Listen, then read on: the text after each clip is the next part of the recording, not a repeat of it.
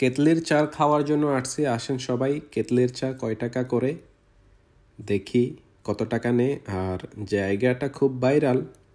এর আগে একজন টোকাই ব্লগার বাংলাদেশ থেকে আসছিল, জায়গাটা নিয়ে ভিডিও বানাইছে। তবে দুবাইতে টোকাইদের কোনো ঠাঁই নেই, কারণ দুবাই শহরে টোকাইগিরি করার জন্য যারা আসে তারাই চলে যেতে হয়।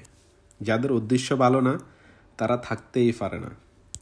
তো প্রচুর মানুষ, ঈদের দিন হিসাবে অনেক মানুষ থাকে এখানে। দুইটা আবার আগুনও দেখা যাইতেছে। আচ্ছা যাক, দেখি কত টাকা নেই আর চার টেস্ট কেমন।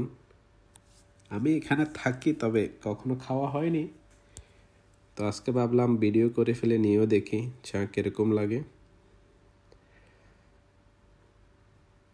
জায়গাটাও খুবই সুন্দর। এটা বহিরা কর্নেশ নামে পরিচিত। হাজারো কবুতরে জোড়া জোড়া বেঁধে বসে থাকে এখানে।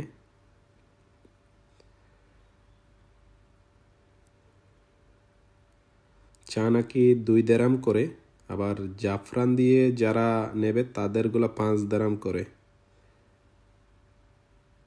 2 টাকা এটা নর্মাল রেট, তবে বেশি না। দেখি নিয়ে দেখি কেমন লাগে।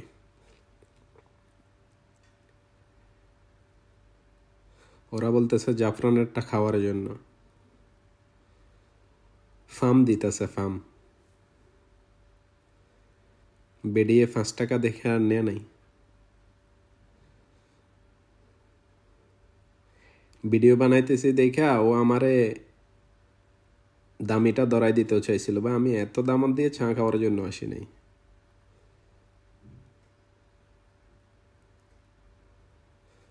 তো চা নিয়ে ফেললাম। 2 টাকা করে। প্রচুর গরম, অনেক গরম, হাত পুড়ে যাইতেছে রে ভাই। তো চা দেখে অনেক ভালো লাগতেছে। দেখি বন্ধুকে বলতেছি তুই খাবি কিনে, না অন্য কাউকে দিয়ে ফেলবো। ও তো আমার ক্যামেরা ধরছে।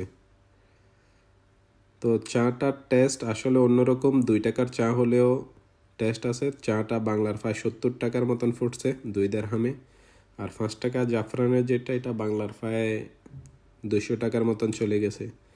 তো 2 টাকার চা হলেও অনেক টেস্ট। আমি আর অনেক দামি চাও খাই দেখছি, তবে এটাও খুবই অন্যরকম একটা টেস্ট লাগছে আমার কাছে। তো ভিডিওটি সবাই শেয়ার করে পাশে থাকবেন।